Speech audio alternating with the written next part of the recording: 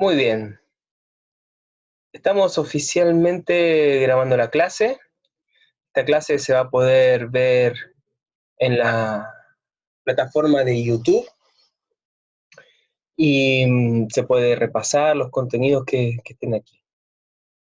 Bien, ¿cuál es el objetivo de esta clase? Es introducir lo que es el proyecto sentido desde la biodescodificación y también contarles que se viene un taller intensivo de 2 días online, el 18 y el 19 de abril, donde vamos a trabajar los contenidos que hoy de manera teórica abordaremos, no en su totalidad porque es muy extenso, pero sí vamos a abordar una buena parte de lo que en el taller se va a trabajar con protocolos, ¿sí?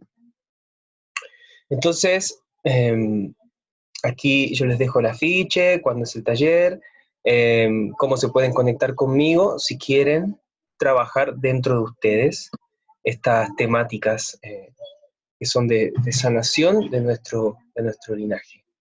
¿Sí? Bien.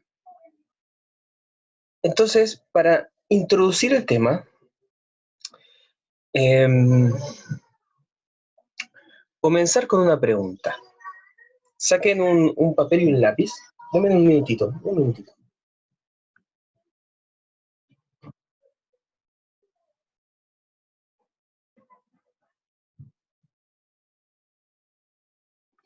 Bien. Saquen un papel y un lápiz y simplemente escriban esta pregunta. ¿De qué no soy consciente? Es una pregunta así como sugerente. ¿De qué no soy consciente? Y permítanse escribir una frase que ustedes mismos se responden, una respuesta nueva. ¿De qué no soy consciente? De mi niñez. Y permítanse entrar en una especie de delirio imaginativo. ¿De qué no soy consciente de mi niñez? La primera respuesta espontánea que llegue. Algo nuevo, algo distinto al diálogo interno de siempre. ¿De qué no soy consciente? De mi nacimiento. ¿De qué no soy consciente? De mi gestación.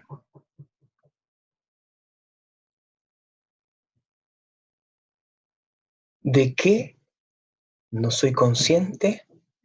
De mi concepción.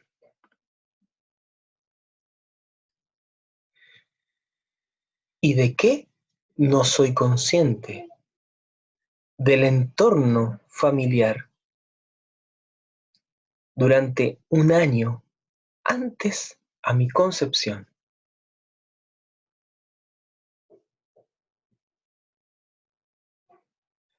Este ejercicio es importante. Es importante darle rienda suelta a una imaginación, como si fuesen guionistas, autores de una obra literaria donde ustedes no tienen nada que ver. Sálganse de su yo y escriban de qué no es consciente de su niñez este personaje, de su nacimiento este personaje, de su gestación, de su concepción, del entorno durante el año anterior a ser concebidos. Porque en el fondo de esto se trata del proyecto sentido, de todo este nivel de programación. Y en el fondo de esto se trata también el mecanismo de hacerlo consciente. Cuando tú te sales de ti y te permites proyectar con tu imaginación, vas a estar permitiendo emerger información que está en tu subconsciente. No podemos crear nada con una materia prima que no tengamos. Todo lo que estamos nosotros creando es materia prima que está dentro de nosotros. Entonces lo que tú escribas ahí, por más delirante que sea, es información que ya está dentro tuya. Cuanto menos filtro racional le pones, mejor. Puedes hacer este ejercicio ahora, lo haces después, pero luego de escribirlo, dale un día y al día siguiente reléelo. A ver qué se mueve en ti. Y luego anda, habla con tu mamá, con tu papá si están vivos y verifica qué pasa con esa información en ellos. Vas a darte unas lindas sorpresas, útiles. Entonces, vamos recorriendo. Primero, pongo frases siempre en mis cursos del Kybalión porque si bien la biodescodificación es una ciencia que es joven, que comienza con la nueva medicina germánica del doctor Hammer, sin duda surge de un conocimiento muy antiguo, que está muy bien explicado en el Kybalión. Y luego vamos a ir viendo en el curso algunos elementos. Aquí en el Kybalión te dicen una frase: los labios de la sabiduría permanecen cerrados, excepto para aquel que es capaz de comprender. Cuando el oído es capaz de oír, vienen los labios a llenarlo de sabiduría. O sea, cuando tú quieres entrar en tu profundidad, llama y se te abrirá. Mientras tú estés enfocada o enfocado en lo externo, no estás buscando dentro de ti, por lo tanto, los labios de la sabiduría no se abren. Entonces, si estás aquí, por ejemplo, viendo esta clase, es porque quieres buscar dentro de ti, porque estás entrando en la responsabilidad, que es el prerequisito del iniciado, de todo aquel que elige transformarse a sí mismo. Si no hay responsabilidad, no hay transformación. Si no hay aceptación, no hay cambio. El automático, nuestro yo automático, conserva siempre lo conocido. Esa es su funcionalidad. Ante los cambios que nosotros como sujeto en nuestro proceso de individualización ponemos en movimiento, activa siempre mecanismos iniciales, que son siempre los mismos porque es automático. Te hace esperar y postergarte. Al postergarte puede producir una eterna dilación de entrar en ti, de hacer esta terapia, de hacer ese curso, de hacer esa meditación, de hacer ese viaje, de ir a hablar con tal persona. O ansiedad, que te precipites cuando no estás listo. Esperas que algo de afuera te venga a ayudar. O bien te justificas, entonces el problema siempre es el otro. Caes en el victimismo. El otro, los otros, por culpa de una situación, una generalidad de personas. De ahí no sales. O luchas contra afuera. Entonces vas y agredes a lo externo para cambiarlo. Tú quieres cambiar a lo otro. Y lo otro se ve agredido por ti. Te vuelve victimario. Nada de eso sirve, porque siempre están enfocados en lo externo, la referencia externa. Me refiero a mí mismo en lo externo. No es útil para transformarse.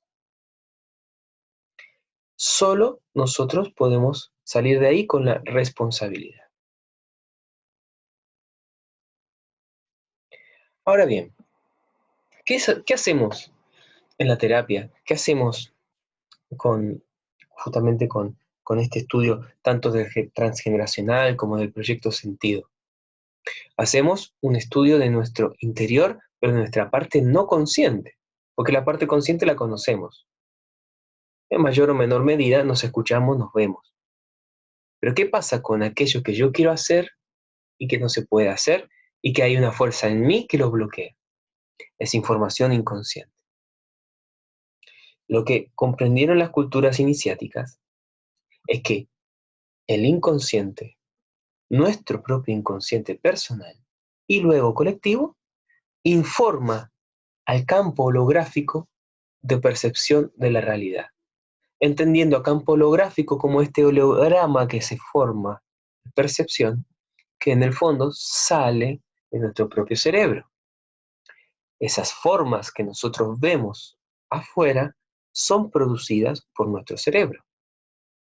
Si fuésemos serpientes, veríamos en infrarrojo.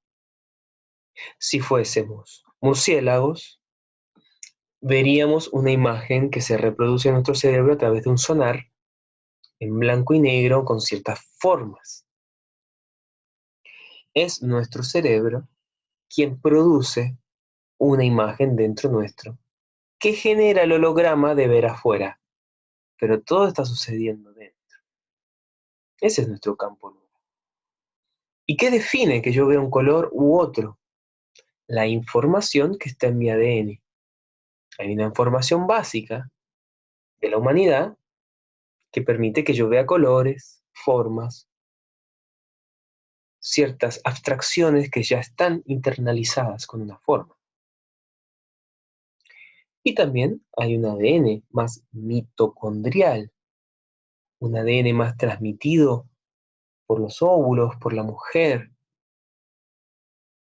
que trae una información más reciente, pero que también condiciona lo que yo percibo en la realidad. Por eso les hago esta breve introducción, donde les muestro que, si bien la biodescodificación como tal es una ciencia joven, sus raíces están en la profundidad milenaria. Con distintos nombres vamos siempre a lo mismo. Entonces, nuestra psique proyecta en nuestro campo de percepción un programa, crea la ilusión de una realidad externa. Hay programa básico, así como un procesador básico de tu teléfono, y luego aplicaciones que son más personales. A través de nuestra memoria llevamos ambas tipos de aplicaciones, las más personales y las colectivas. ¿Qué pasa con las que son personales? Casi siempre las pone un otro. ¿Quién es ese otro?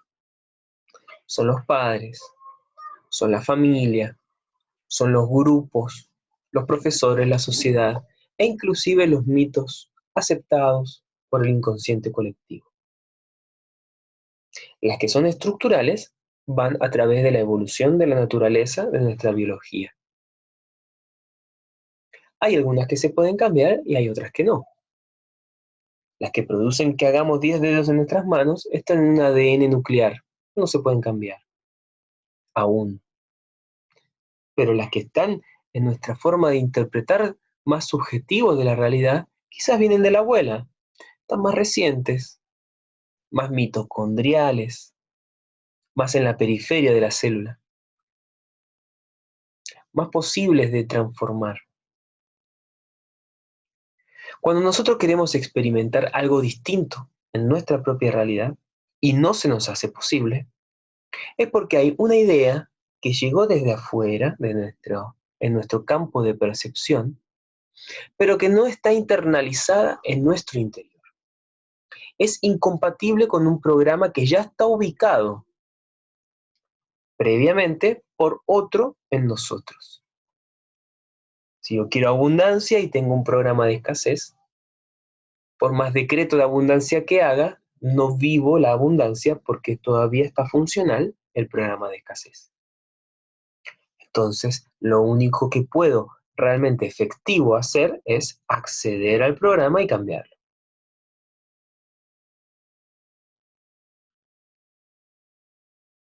Entonces, entender lo básico, lo que enseña también el Kybalión en su primer principio, que hay un orden creativo de realidad. parte siempre de lo simbólico, lo sutil. Es una figura abstracta que yo puedo representar con la palabra. Si yo lo puedo nombrar, lo puedo abstraer, lo puedo conceptualizar, entonces recién ahí lo puedo experimentar, que sería lo denso.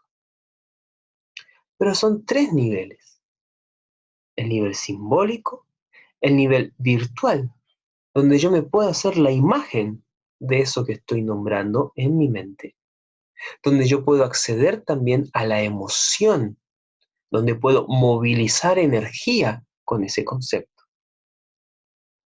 Y luego llega lo real, lo denso, la acción y el experimentar eso.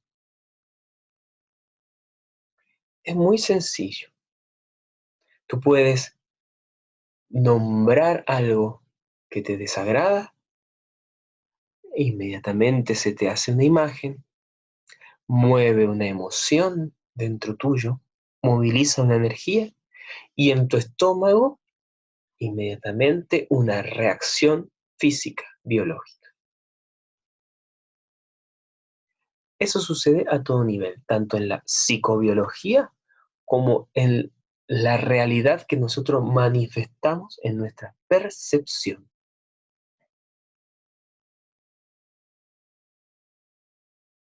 Entonces, la información que está dentro de mí, lo que sé o lo que creo que sé, colapsa en una percepción. Y no importa si lo que yo sé es una mentira.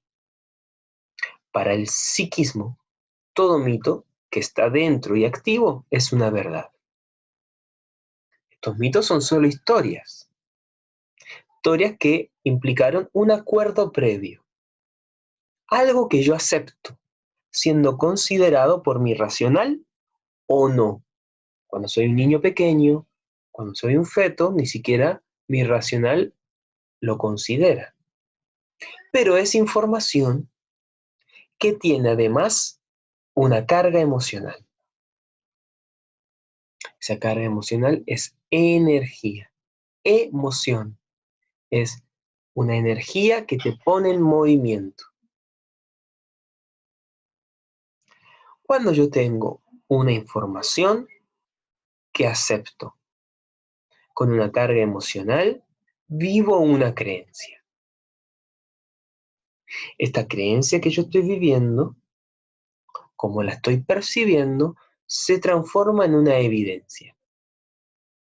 Las evidencias no son discutidas por mi racional y se transforman en la piedra angular de mi realidad.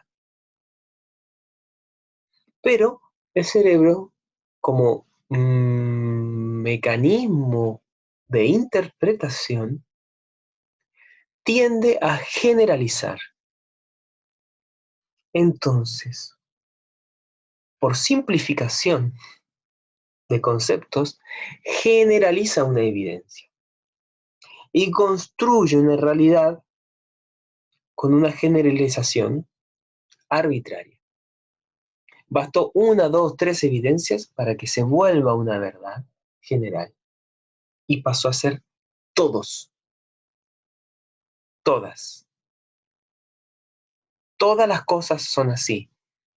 Solo bastó con tres ejemplos para que todas las cosas sean así. Y desde ahí construye su realidad.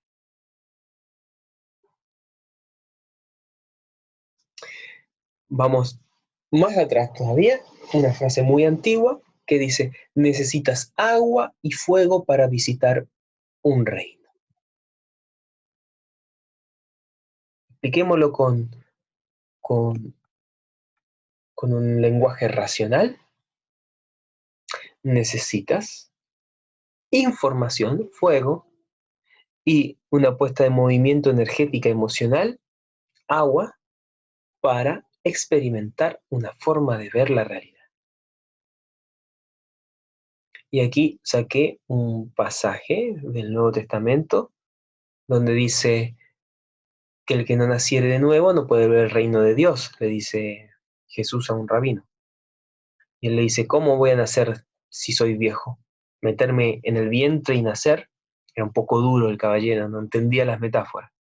Entonces él le dice, te lo digo, si no naces de agua y de espíritu no puedes entrar en el reino de Dios.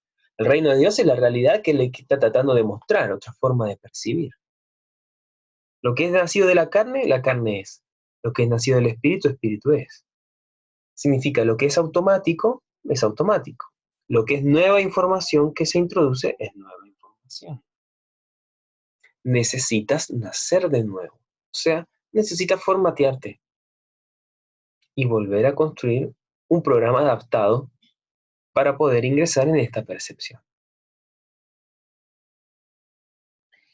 La tecnología, yo utilizo mucho el lenguaje de la tecnología porque la tecnología es algo que hemos creado para poder demostrarnos lo que somos capaces de hacer a nivel psicobiológico. Hemos necesitado crear el WhatsApp para poder llegar a entender que somos capaces de la telepatía. Toda la tecnología. Hemos creado el Internet para entender que el Internet ha existido desde siempre. La nube. Hemos creado el concepto de la nube, de Drive, solo para entender que la nube ha existido desde siempre. Entonces, la metáfora del lenguaje tecnológico nos reconecta con lo que desde siempre hemos sabido, pero quizás hemos olvidado. Siguiendo con la base esotérica, antes de comenzar con lo que es en rigor el proyecto Sentido, 4 pasos para todo tipo de reprogramación. Primero, saber. Saber es reconocer que hay un programa y reconocer que se puede modificar, que no está escrito en piedra y no se puede cambiar. Porque las redes neuronales son plásticas.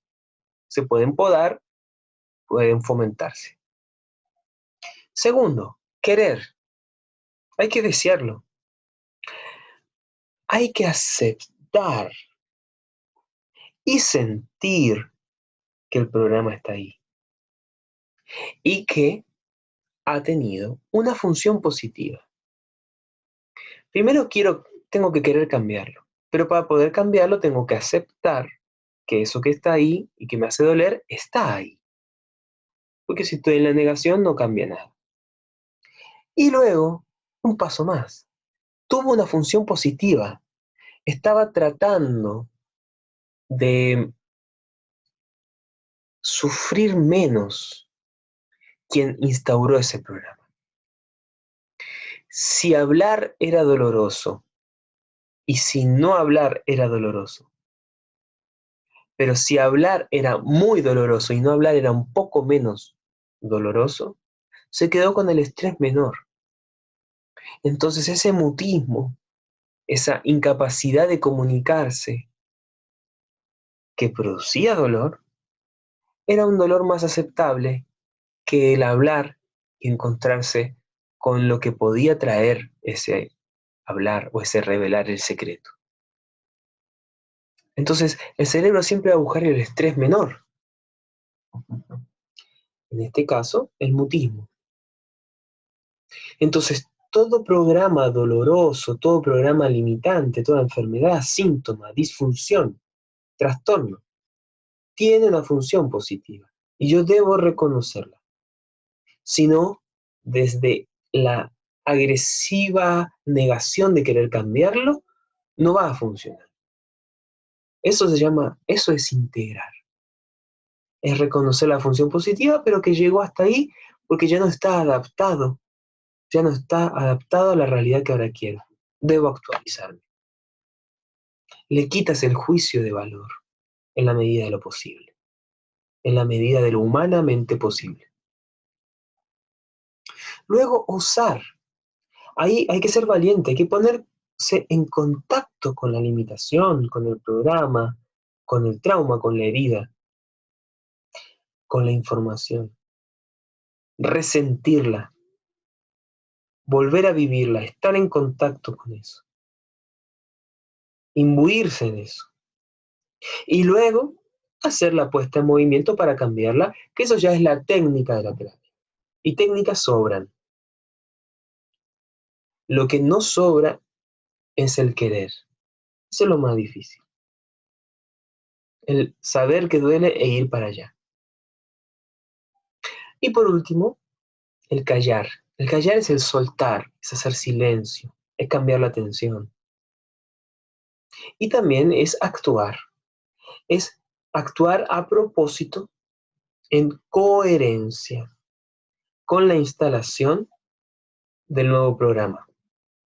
Hacer actos a propósito que vayan en dirección a la información sutil que puse para reforzar y sostenerlo en el tiempo. Hay veces programas de 3 días, de 7 días, de 13, de 21, de 40 días más, las cuarentenas.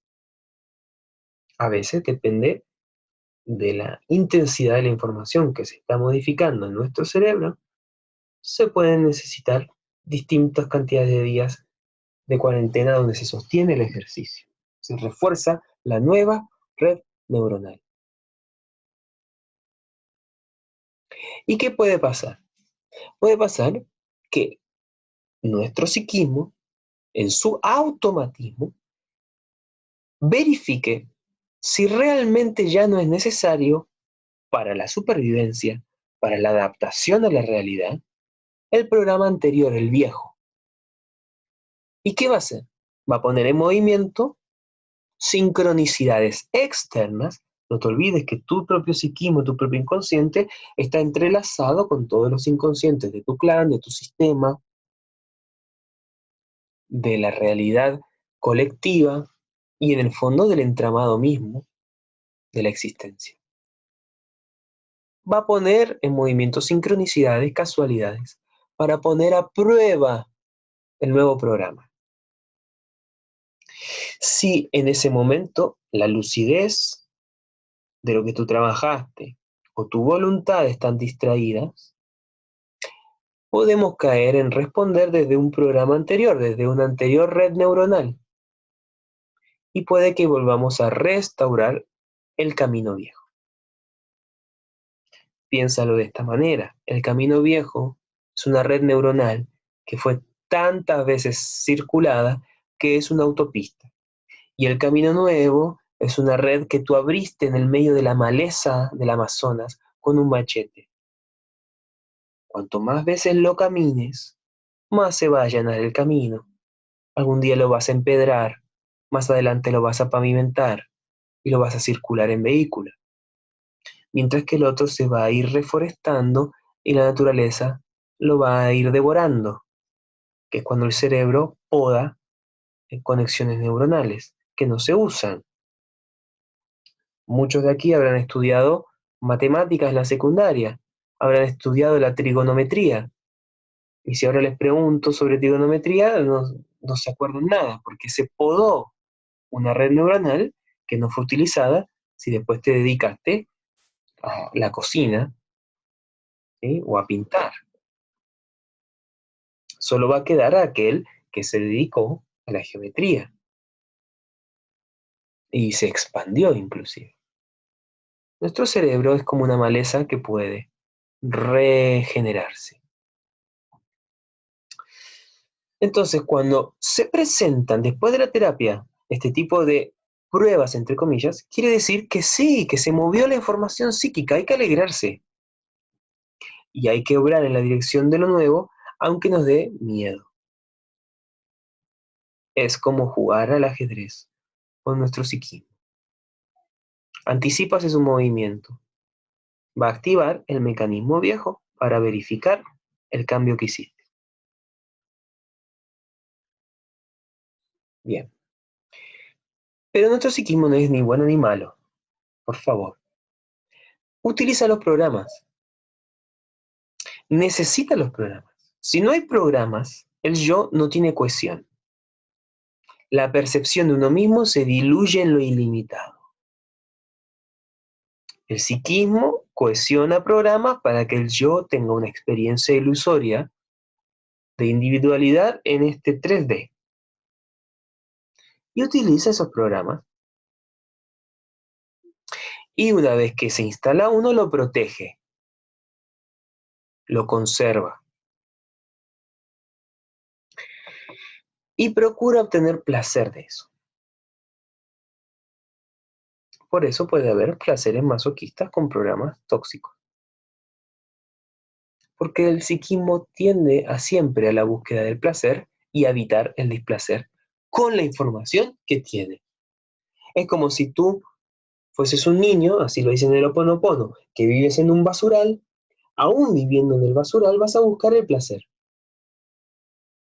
Ese es tu yo con los programas que tiene. Vive en un basural. Bueno, pero igual va a buscar algo rico para comer. Y va a tratar de no cortarse. Evita el displacer, busca el placer con lo que tiene.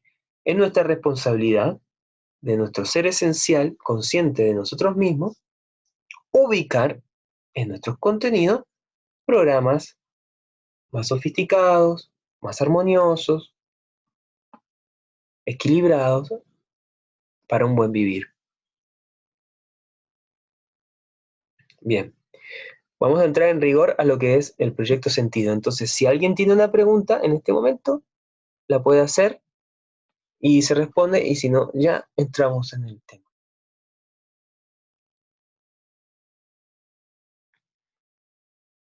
Bien.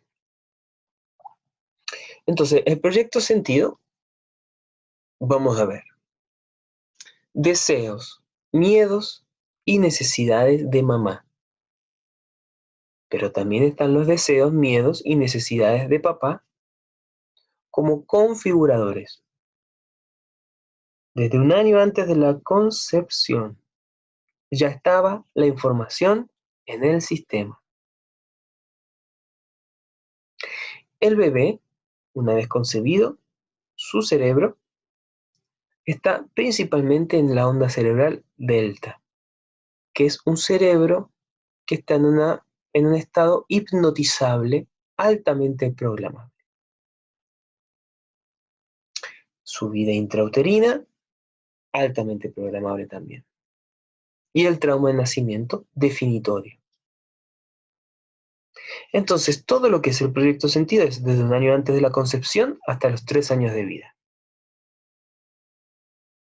Ahí, ya cuando cumples 4 años, está el niñito formadito, con todos sus colección de traumas, porque nuestra sociedad es muy traumática. ¿Quién descubre esto? Bueno, todas las culturas iniciáticas lo saben hace mucho tiempo. ¿Quién lo trae como tal, como concepto puntual, proyecto sentido? Un psicólogo francés. Se llama Marc Frechet. Nace en prisión. Y ahí su historia explica su descubrimiento. Es muy interesante porque su madre comete un crimen y está en el juicio y le dice a su marido, o mejor dicho, su marido le dice a ella, que tengan un hijo, que quede embarazada, porque es probable que el jurado sea más benévolo si la ve embarazada. Y así fue. Tuvieron relaciones sexuales, quedó embarazada y durante el proceso del juicio su vientre fue creciendo, el jurado lo notó y fue más condescendiente. La condena, que podía haber sido mayor, fue menor y fueron 18 meses. Marc Frechet sale de prisión con 9 meses de edad. Su madre pare en prisión. Entonces, ¿cuál es el proyecto sentido de Marc? Es evitar el cautiverio de la mujer. Y lo que cuentan de él es que él tenía su máxima eficacia terapéutica con mujeres con parálisis, porque estaba en su dharma de proyecto sentido. Su para qué total, sacar a la mujer de una prisión. La inmovilidad es una prisión. Él no deja publicaciones, no deja videos, no deja libros. Él deja manuscritos, estudios, que después otras personas recaptan, ¿no? Recuperan y dan a conocer su trabajo. Él también descubre durante su práctica terapéutica ciclos biológicos memorizados, que es un tema para otra clase que también va a venir en su momento, pero básicamente habla de que el psiquismo tiene la capacidad de reconocer cifras, plazos temporales y que estos plazos se repiten con precisión de un reloj. Él descubre, por ejemplo, que existe un ciclo biológico que es el ciclo de autonomía. En nuestro nacimiento, nosotros entramos a nuestra primera autonomía. Respiramos por nosotros mismos. Comemos por nosotros mismos. Básico. Dejamos de ser alimentados tanto en nutrientes como en oxígeno de la placenta y lo empezamos a hacer por nosotros mismos. Cuando nosotros nos vamos de casa, que es el segundo útero para nuestro psiquismo, y nos ponemos oficialmente a comer por nosotros mismos, a movilizarnos por nosotros mismos, los relojes biológicos se ponen en cero. Es como un segundo nacimiento. Entonces, si tú tienes una fecha que recuerdes con precisión el día que te fuiste de tu casa, ese es tu segundo nacimiento. Y es muy interesante, ya lo vamos a ver en la clase pertinente, porque están en paralelo esos relojes.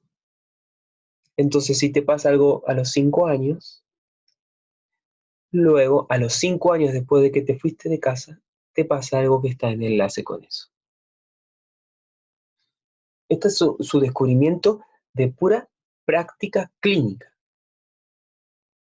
y que deja en cientos de apuntes.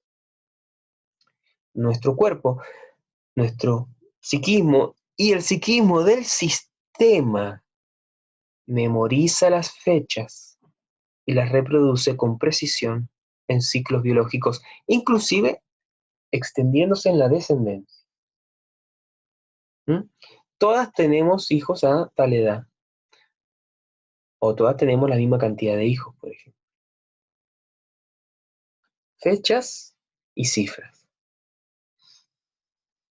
Ahora, entender que la fertilidad, la concepción, son gestionadas por el deseo inconsciente. Tienen un para qué psicobiológico. Por lo tanto, no existe el hijo no deseado. Existe el hijo no deseado conscientemente, pero no existe el hijo no deseado por la biología. Esto es muy importante entenderlo. Por eso, sí, para la programación del clan o individual es una solución no tener hijos, no importa el tratamiento más caro que te hagas en Estados Unidos, no va a resultar. Y si hay una utilidad en el clan o en el inconsciente tuyo de quedar embarazada, por más que tomes pastillas y te pongas doble condón, vas a quedar embarazada.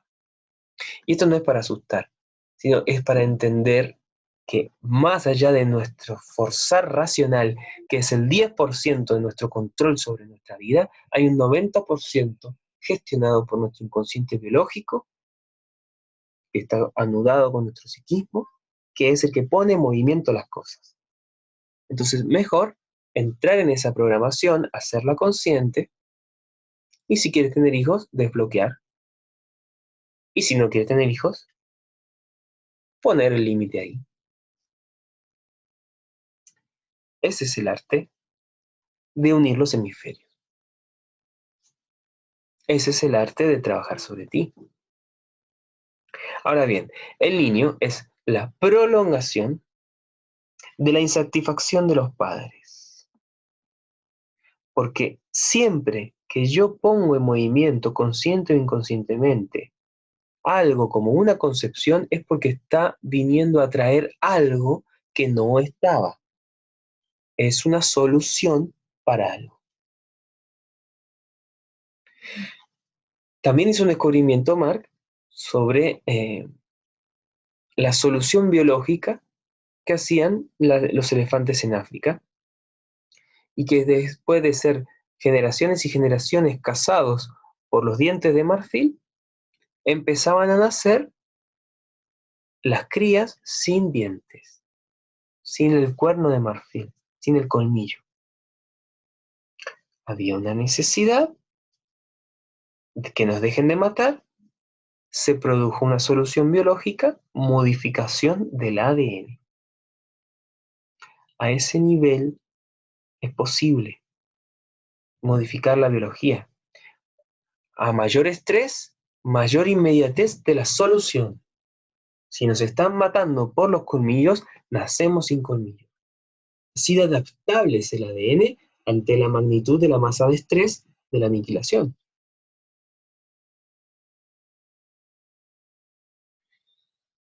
Entender que biológicamente un feto es como una especie de tumor que el organismo de la madre debe aceptar para poder perpetuar la especie. Por eso, ese conflicto de aceptación son las primeras náuseas del embarazo.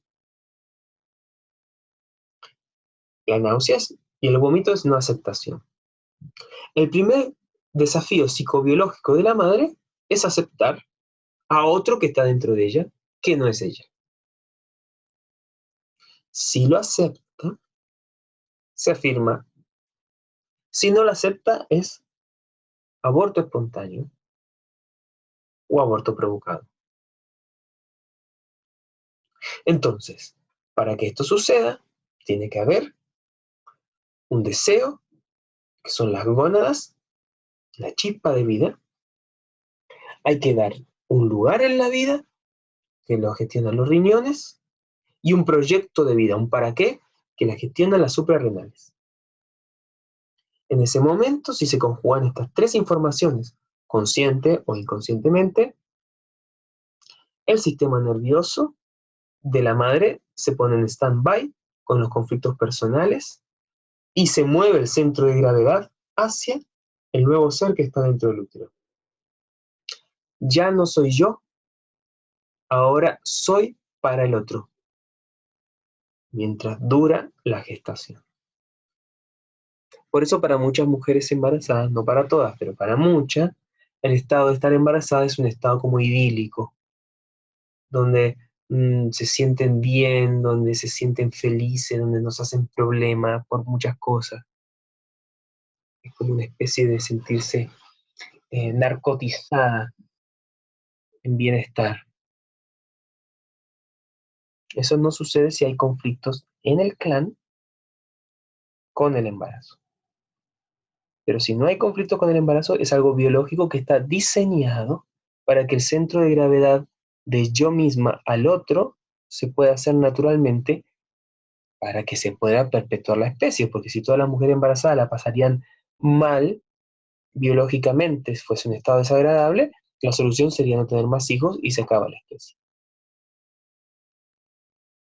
Entonces, para que esto se pueda manifestar, primero, número uno, tiene que haber una insatisfacción en papá y en mamá, en el clan, en el sistema. Algo falta, hay un vacío, hay inclusive un cuestionamiento.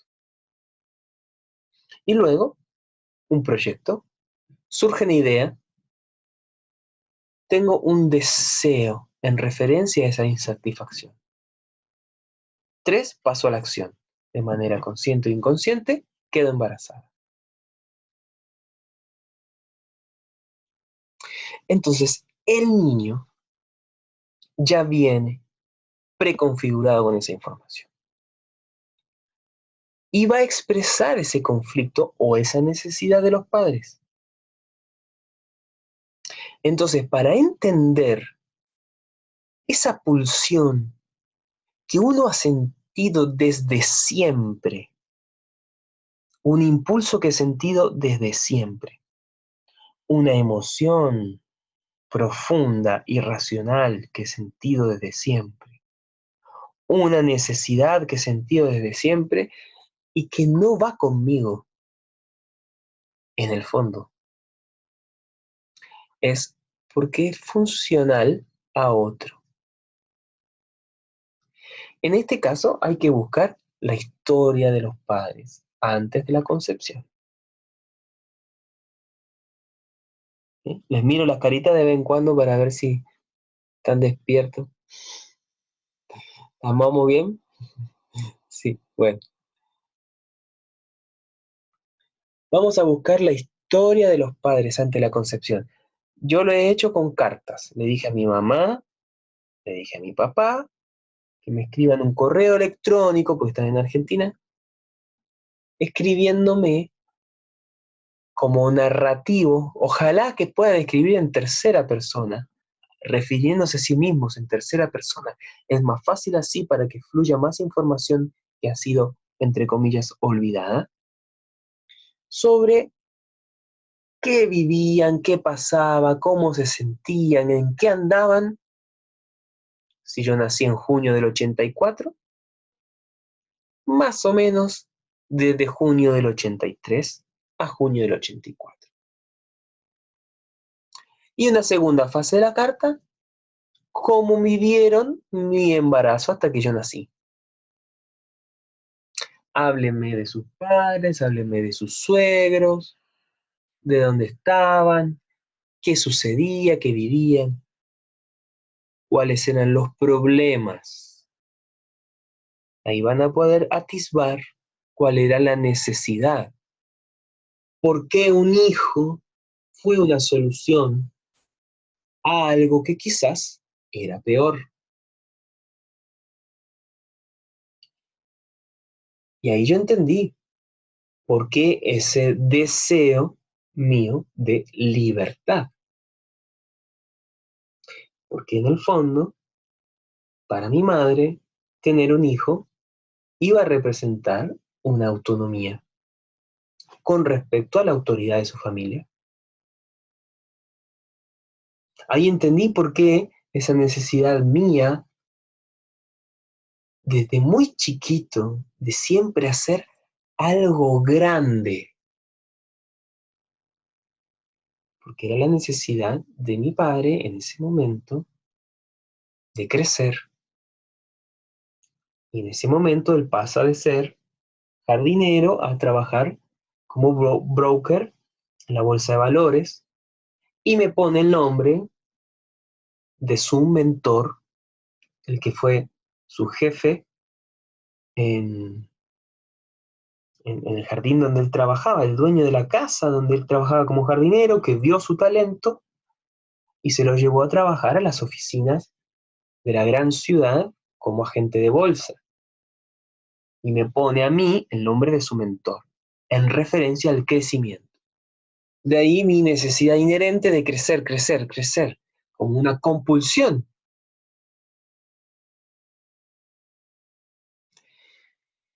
Y yo puedo elegir, una vez que hago mi trabajo de proyecto sentido, si me gusta o no el programa. Pero mientras yo no soy consciente, no sé por qué tengo esa pulsión que me pone en movimiento a hacer ciertas cosas. ¿Por qué me tatué la palabra libertad en mi pie? ¿Por qué nunca he podido trabajar para un jefe? ¿Por qué nunca he podido estar dentro de una estructura piramidal donde hay un orden donde yo me siento en cautiverio ahí, por más beneficio que haya? Proyecto sentido mi mamá. ¿Mm? Ahora, ¿qué pasa si mamá tiene un hijo para no estar sola? El hijo viene a acompañar a la mamá. Y como el cerebro, como les dije al principio, tiende a generalizar, debo acompañar a todos. Es el buen compañero. Tenemos nosotros una historia personal ya distorsionada porque modificamos nuestros propios recuerdos. También nos dijeron cosas que hemos olvidado, pero están ahí dentro. Y por último está el inconsciente de nuestros propios padres influyendo. Entonces, ir al inconsciente del inconsciente. Mi inconsciente es mi historia. El inconsciente del inconsciente es la historia de mi madre y de mi padre. No sabían por qué necesitaban un bebé. Pero pucha que lo necesitaron porque pusieron energía para eso. Hay que tomar conciencia de la utilidad. Cuando hacemos protocolos, los protocolos los vamos a hacer en un taller, lo van a hacer en parejas. Después del taller, el taller se va a dar en teoría y luego en la tarde se van a conectar por Zoom y van a hacer entre parejas los protocolos. Hay que tener paciencia y sobre todo hay que dejar que salga la información sin censura, como dice un profesor nuestro, Jean Guillem, en permitirse entrar en un delirio imaginativo total. Y después cuando tú te disocias y miras ese delirio imaginativo, te das cuenta que es muy sensato y que está en correlación con tu historia. Así accedemos a la memoria celular, cuando no le ponemos filtro con la cabeza.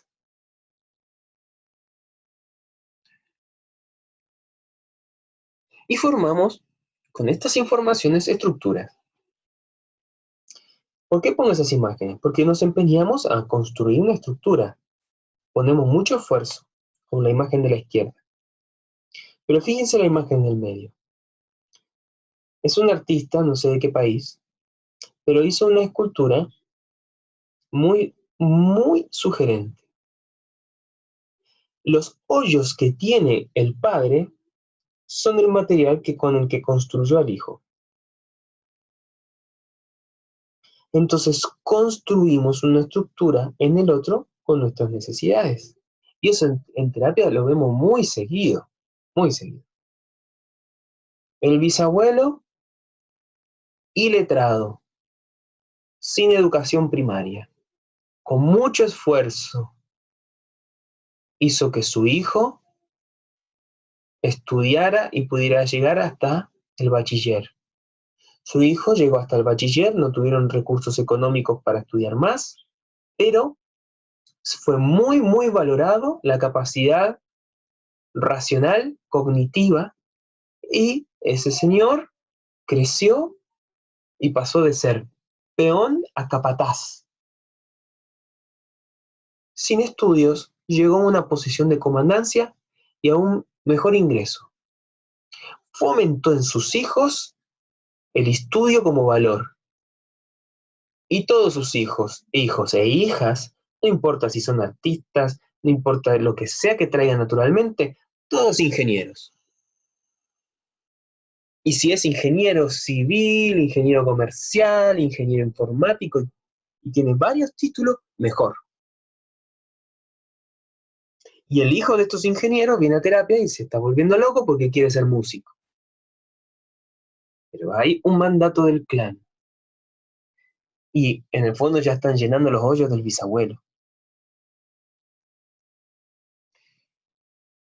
Estructuras. Una estructura es útil. Miren la imagen de la derecha. Te protege, ¿cierto? Te protege de la lluvia, te protege del frío, te protege de los perpetradores y los peligros. Pero ¿qué pasa si a tu casa no le haces ventanas y puertas? Terminaste de construir la casa y quedaste adentro. Es una cárcel, ¿cierto?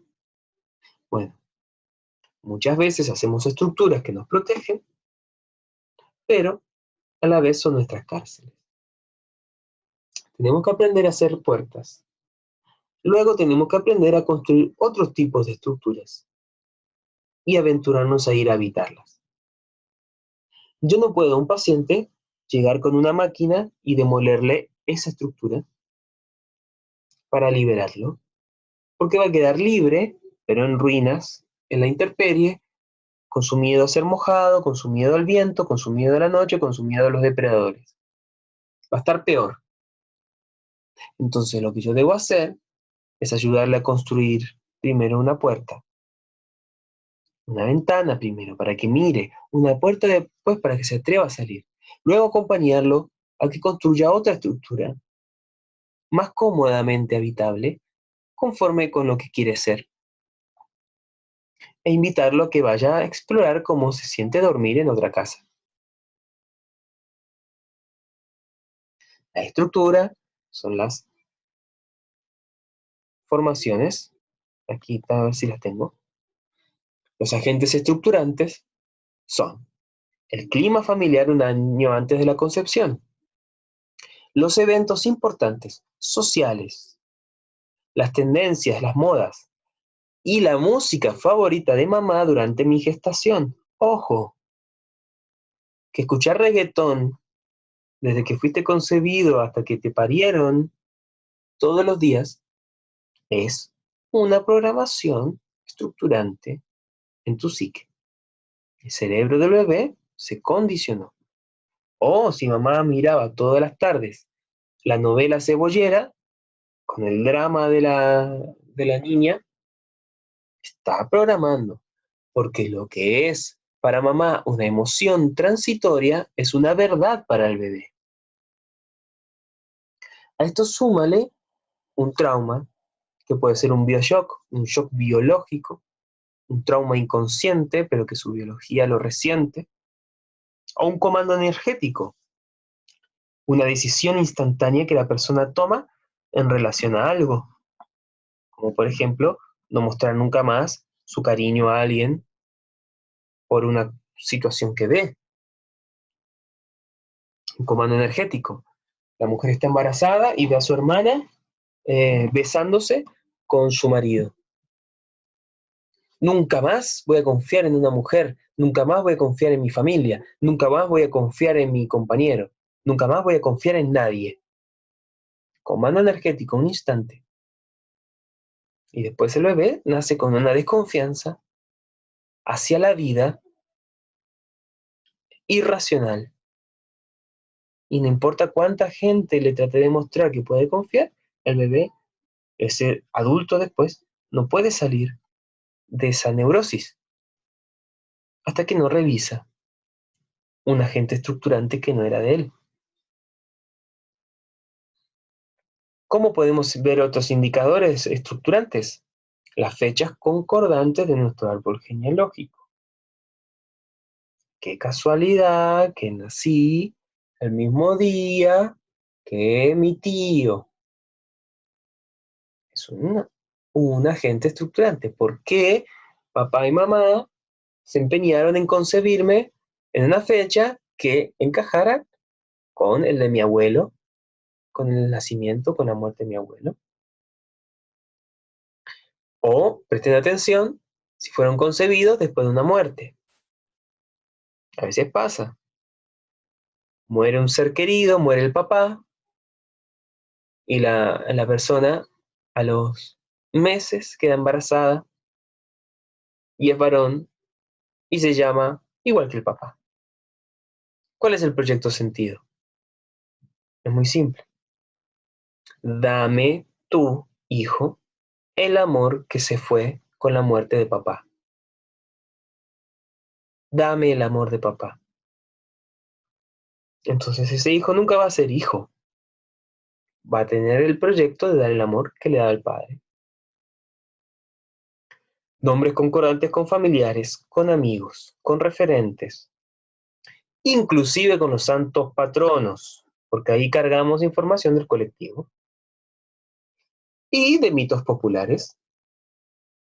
Toda esa información a revisar. Le pusieron el nombre de la abuela, a revisar a la abuela. A revisar porque mamá le puso el nombre de su mamá. Yaciente horizontal, o sea, murió antes alguien de que yo fuera concebido. Vengo de un útero donde antes murió otro. Hay una pregunta aquí. Hola Ivonne. Guille, cuando un hijo nace casi en el mismo día del hijo mayor, ¿no es coincidencia? No, no, no. Están siendo concebidos y naciendo en la misma fecha.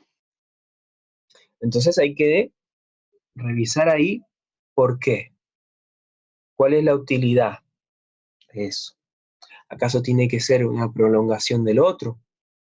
¿O acaso esa fecha también está en el árbol más atrás? ¿Mm? Hay que revisar por qué mi inconsciente, por qué mi biología concibe para luego parir en esa misma fecha. No te olvides que es el reloj biológico es muy preciso. ¿Mm? No quiere decir que sea bueno, no quiere decir que sea malo, pero no es casualidad. Nada es casualidad. No existe la casualidad. Está todo ordenado. Solo que nosotros no estamos viendo cuál es el hilo que está detrás, urdiendo eso.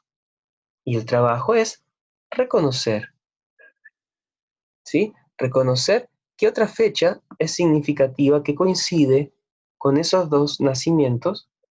Busca si hay un nacimiento o una defunción de un ancestro o esa fecha significativa en el árbol que más o menos esté unos días antes, unos días después, entre 7 días antes, 7 días después de esa fecha de los nacimientos.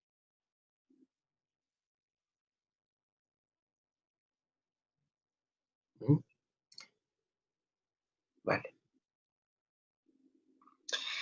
Entonces, el yaciente horizontal puede haber sido una pérdida, un aborto, un... Recuerden cerrar sus micrófonos, ¿sí? Para que no haya ruidos de fondo. Ok. ¿Sí? Alguien que mm, puede ser un niño que haya muerto, o un aborto, un niño que murió en el útero, antes de que yo nazca. ¿Sí? Ahí vamos a prestar atención a eso. Sobre todo si querían un varón, se iba a llamar Julián,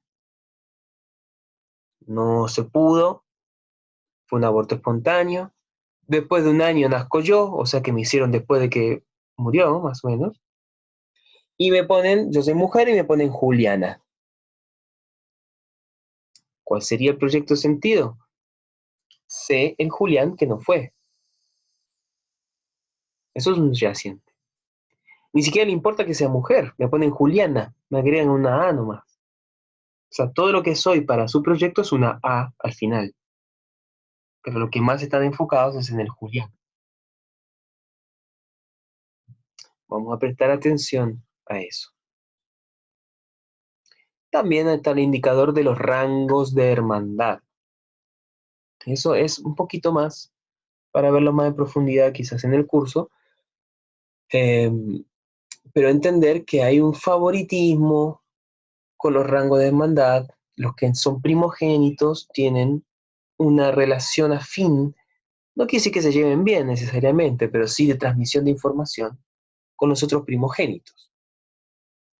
Los que son número 2 con los otros 2. Los que son número 3 con los otros 3.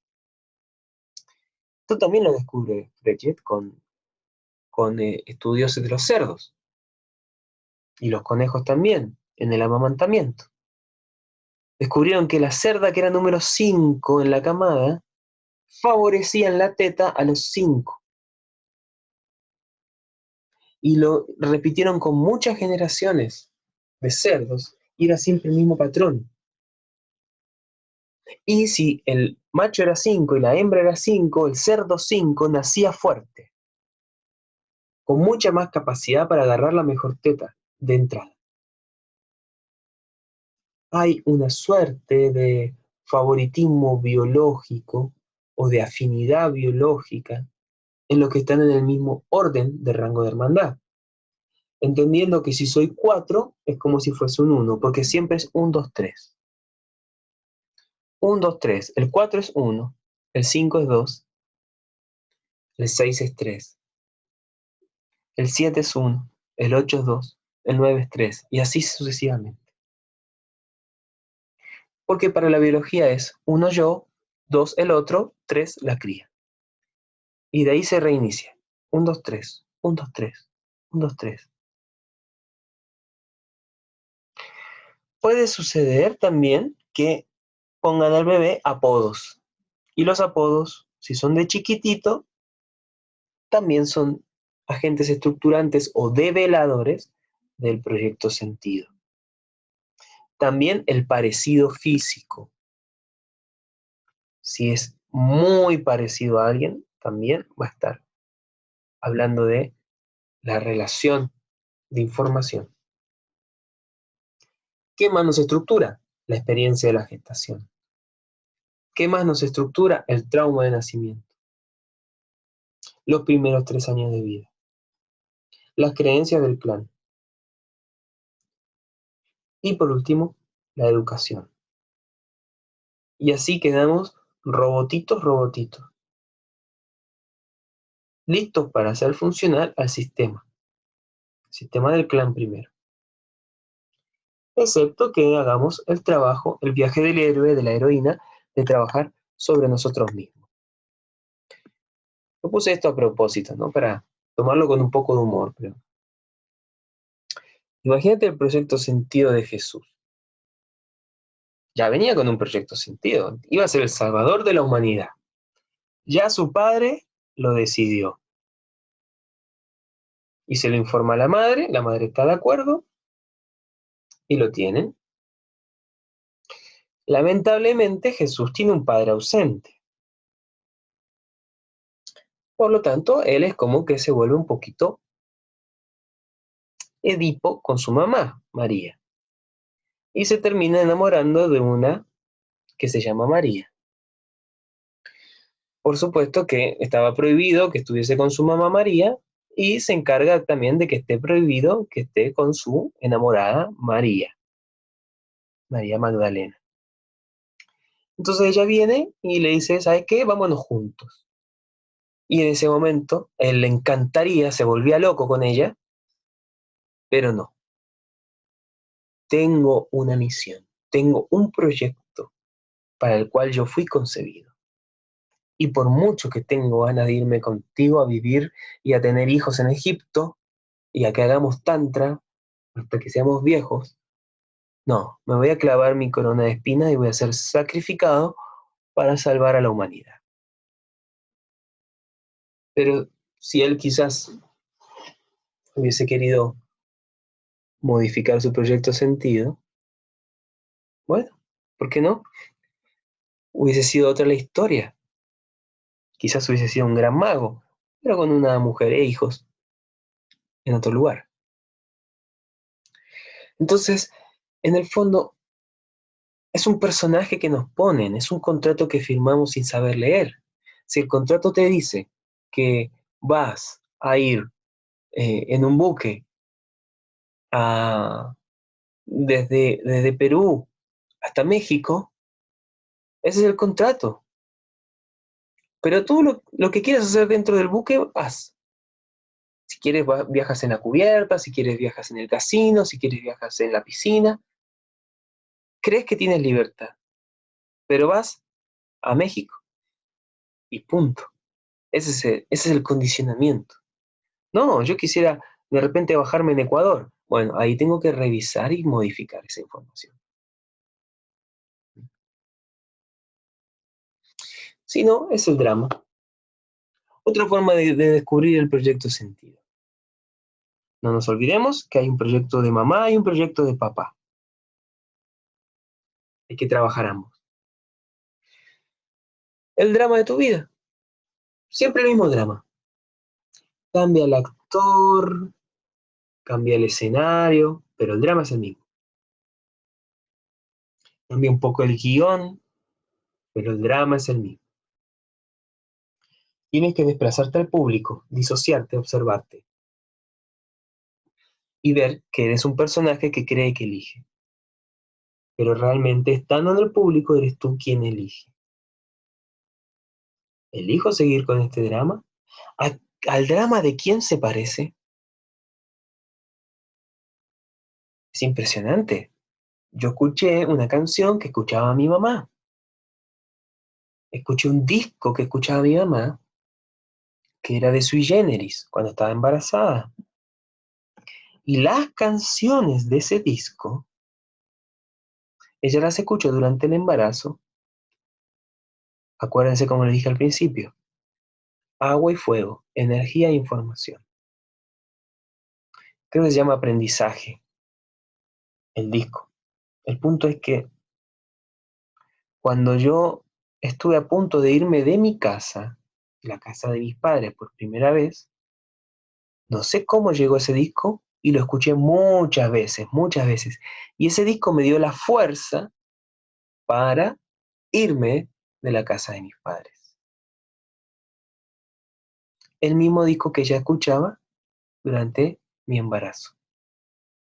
Y que luego de hacer terapia me puse a escuchar las letras y eran exactamente las órdenes que yo después ejecuté.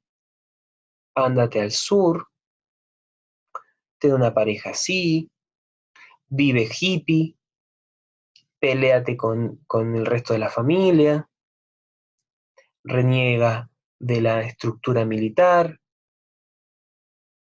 muévete de cierta manera, piensa en esto, cree en esto, vive así. Eran todas órdenes, muy lindas, cantadas por Charly García, Nito Mestre, con la guitarra, pero eran programaciones que me ha costado enormemente luego poder elegir cuáles sí y cuáles no. Poder ver si realmente yo estaba eligiendo conservar esas porque yo quería o porque estaba muy metida dentro mío. Sacarme al hippie me ha costado, todavía me quedan resabios, ¿sí?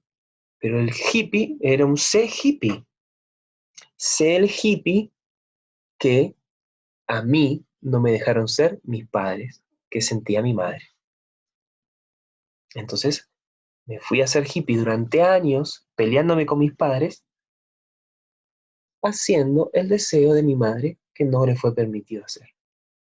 Y yo que creía que estaba eligiendo. Y yo que creía que era revolucionario, ¿no? Era un robotito.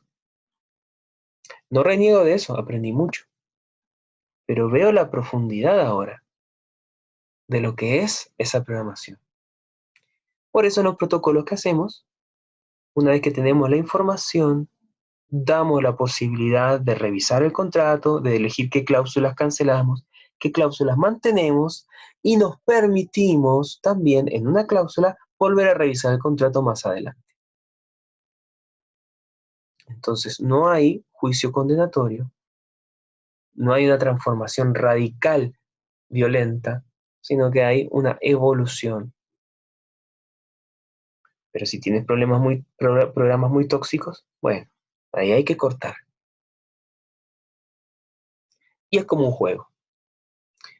De Maya a Lila. Maya es la ilusión, Lila es el juego divino que juega con la ilusión. Cuando un niño juega con un personaje, se lo toma en serio, pero en el fondo sabe que es un juego. Y lo vive al 100% su personaje, pero nunca se desconecta al 100% de la realidad de que es un personaje. Eso que nos enseñan los niños cuando juegan entre ellos, y por eso mismo Jesús decía, observad a los niños, el que entre en el reino de los cielos va a ser el que sea como ellos, es exactamente eso. Debemos llegar a vivir el personaje que somos, como si fuésemos un niño jugando. Lo vivimos al máximo, vivimos la regla del juego, pero en el fondo no nos olvidamos, nunca perdemos el nudo a la existencia de que es solo un juego. Cuando nos realmente identificamos con el personaje como si fuese nuestro ser esencial, ahí viene el sufrimiento. Ese es fácil de decir, difícil de hacer, pero está escrito en los Vedas hace miles de años, que es el camino a ser feliz.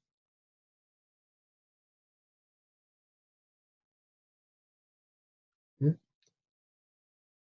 Cuando yo tengo la sensación de que no estoy viviendo mi propia vida, es porque el proyecto sentido es pesado. Como por ejemplo, el proyecto sentidos que la mujer queda embarazada cuando descubre que el marido tiene un amante y quedando embarazada retiene al marido, aunque sea en la casa. Es un proyecto sentido pesado, ¿sí? Entonces la persona tiende a la dependencia emocional, a retener a los otros, a retener todo. Que recuérdense, el cerebro generaliza una información puntual, luego la generaliza y la magnifica. Si estoy reemplazando a alguien que se murió, peor todavía. ¿Mm? Bueno, ya tenemos más de una hora. Para cerrar, y si quieren hacer una pregunta, hagan ahora. Algunos proyectos que suelen verse seguido. El hijo de sustitución, ¿sí? Ya lo nombramos. El hijo bastón de la vejez. Es el hijo que está concebido para que cuide a los padres cuando estén viejos. Por lo general, ese hijo o hija es el que peor se lleva con los padres durante toda su infancia y su madurez. Es el hijo más maltratado, es el hijo que más sufrió la relación y es el que tiene más culpabilidad. Por lo general son varios hermanos y cuando los padres están viejitos o enfermos, todos saben que ese va a ser el que va a cuidar a los padres. Y es como si cuidar a los padres fuese una pelota y están los tres hermanos en el patio y uno la tira para arriba y dos se corren y ese tercero va y la agarra. Si esa pelota cae al suelo, es la muerte de los padres. Uno la tira, el otro se corre. Saben que va a ir ese a agarrarla. Por lo general, el que tiene ese proyecto sentido le cuesta mucho eh, generar una familia por sí mismo. Puede haber bloqueos sexuales, bloqueos afectivos o bloqueos eh, de fertilidad. Porque si tiene hijos de que hacerse cargo, no puede hacerse cargo de los padres. Entonces, el que no tiene hijos es el que se puede hacer cargo de los papás. Es un proyecto de sentido muy pesado ese. El otro es el hijo deseado en otro sexo. Se ve mucho. Era una hija, lo querían varón, sale masculina. O el hijo lo querían niña, sale femenino. No en su sexualidad, aunque a veces sí, pero principalmente en su cualidad energética, ¿sí? Su polaridad energética. Aunque tenga un comportamiento heterosexual, está polarizado en su ademán, en su forma de ser. Luego está la prolongación narcisista, ese es pesadísimo. Sé igual que tu papá, le pongo mi nombre. Es una prolongación de mí. ¿Ya? Entonces, no puedo ser yo. Tengo que ser la prolongación de mi padre. Se ve mucho en las familias de dinero. ¿Sí? Carlos I, Carlos II, Carlos III, Carlos IV, dos Carlos. Como aquel gran abuelo. ¿Sí? El hijo salvador, el hijo que viene a salvarnos de algo. Gracias a que quedé embarazada, nos salvamos de alguna cosa. La persona salva a todos. El hijo libertador. Con este hijo yo creo una nueva rama del clan y le pongo filo a todos los de atrás. Entonces, este hijo viene a libertar a todos. Ese es uno de mis proyectos sentidos personales. Libertar. Así que tienes el proyecto sentido y te haces terapeuta. Porque, claro, viene a liberar a los demás. Porque en realidad tu nacimiento venía a liberar a tu madre o a tu padre. Agua y aceite, también ramas nuevas. Viene un niño que es como la oveja negra o la oveja blanca del clan. ¿Sí? La oveja negra viene a romper una estructura tóxica, la oveja blanca son todos tóxicos, viene alguien a traer sensatez. Ese niño viene a hacer un cambio en el sistema. Padre de reemplazo y madre de reemplazo ya lo hemos visto, ¿no? Muere, se va o por alguna razón no se tiene a la persona querida y el hijo, la descendencia, se le pone el mismo nombre o se lo concibe para que nazca en la fecha de nacimiento o en la fecha de difunción del anterior y es una forma de transmitirle esa información. Recuperación del amor perdido. Este es terrible. Lo he visto. ¿Cómo te llamas tú? Yo me llamo Constanza. Bien. ¿Hay alguna Constanza en tu familia? No. Bueno, sí, hay una Constanza que mi papá siempre me hablaba, que su primer amor se llamó Constanza. Ah, sí, sí. Sí, pero ella lo dejó, se fue con otro y después, bueno, después de unos años conoció a mi mamá y me puso Constanza. Entonces ahí hay un proyecto de recuperar un amor perdido y que puede traer un nudo un nudo incestuoso en la relación padre-hija y luego conflictos con los hombres, con esa chica, porque el nudo incestuoso está prohibido, entonces a mí me traen para recuperar un amor, pero a la vez está prohibido, entonces sentirme amada está prohibido. Experimentar el amor y el placer sexual está prohibido. Es pesado ese proyecto también. El hermano ayudante. Cometí el error con mi segundo hijo de ponerle el proyecto sentido de que venga a acompañar al hermanito. Entonces hoy, con 7 años, no importa cuánto sea hostil su hermano mayor o negligente, él siempre va a estar ahí, al pie del cañón con su hermano, aunque su hermano abuse. Porque viene con el proyecto sentido de que yo debo ser su ayudante. También se puede liberar el proyecto sentido de los hijos, pero es una educación. Hasta que el niño no crezca y no lo haga consciente y elija por sí mismo modificarlo, lo único que uno puede hacer una vez que ya la cagó, poniendo un proyecto sentido a sus hijos y que es inevitable, es fomentar una educación para ir liberando esa información, para hacérsela bien fácil en el momento que el niño piense por sí mismo, ya después de unos 16 años aproximadamente, 14, y pueda elegir si quiere cambiar esa información en sí.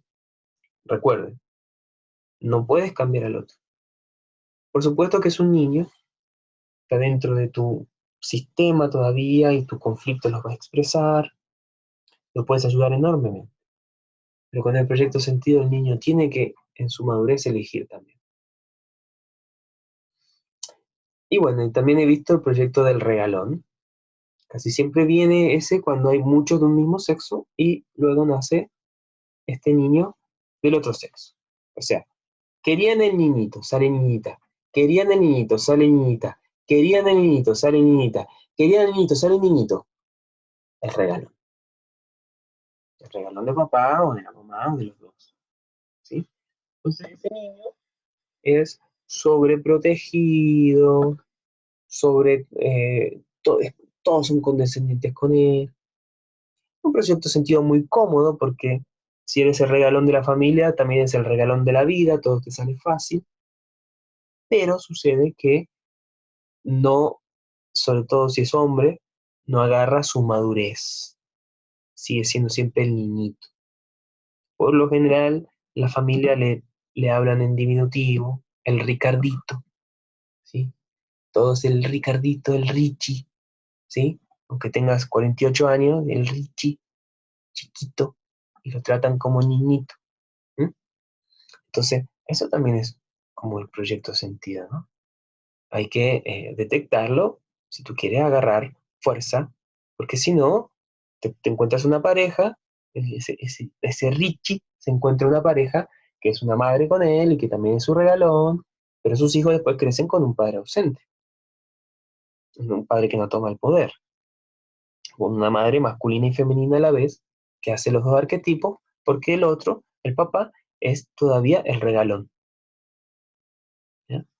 Entonces, todas estas cosas hay que revisarlas para que no nos traigan problemas. ¿Mm? Bien, vamos a llegar hasta aquí. Esto ya es bastante información y estamos cansados, es tarde. Pero contarles este pequeño para cerrar. ¿Por qué funciona la terapia, por ejemplo? Porque para el cerebro, imaginar es igual que experimentar. Stephen LaBerge es un estudioso del sueño lúcido, un científico que estudia el sueño lúcido. Y él detecta con escáner del cerebro que cuando tú observas una pared verde, se activa una zona de tu cerebro que está relacionada con la percepción del color y de la forma. Luego te lleva a que respires y que imagines una pared verde. Y cuando tú la imaginas, se ilumina la misma área del cerebro eh, que es la misma que cuando tú estuviste observando.